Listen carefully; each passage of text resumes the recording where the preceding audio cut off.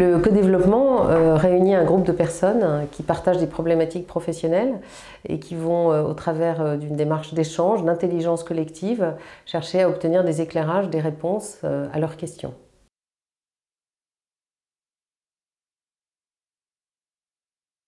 Une séance type de co-développement se déroule en 6 étapes. Chacun des participants autour de la table sera dans le temps, alternativement client ou consultant. En l'occurrence, dans une première étape, le client va exposer la problématique de sa consultation.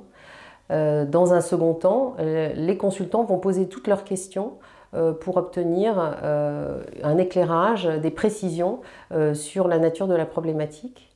Suivra ensuite un troisième temps pendant lequel le client va établir de manière précise un contrat, c'est-à-dire qu'il va expliquer à son auditoire, au consultant, de manière fine, ses attentes et la question pour laquelle il souhaite que les consultants viennent apporter leur enrichissement, leur éclairage.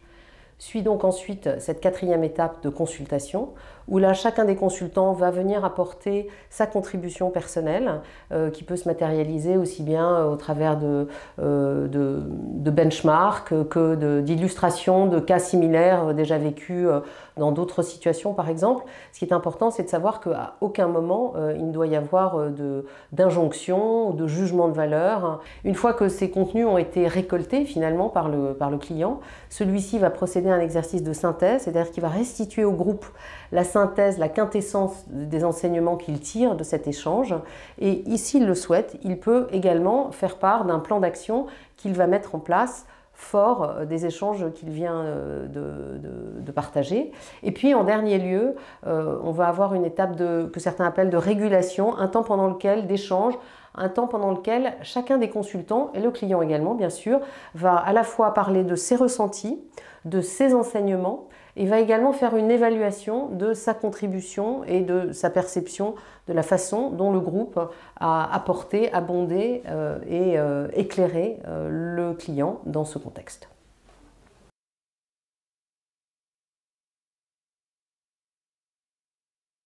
Alors, les bénéfices pour les communicants internes sont naturellement nombreux, mais j'en citerai 3 principaux qui me viennent à l'esprit. Le premier, c'est l'opportunité pour les communicants de travailler entre pairs, de découvrir mutuellement des problématiques qu'ils peuvent rencontrer chacun.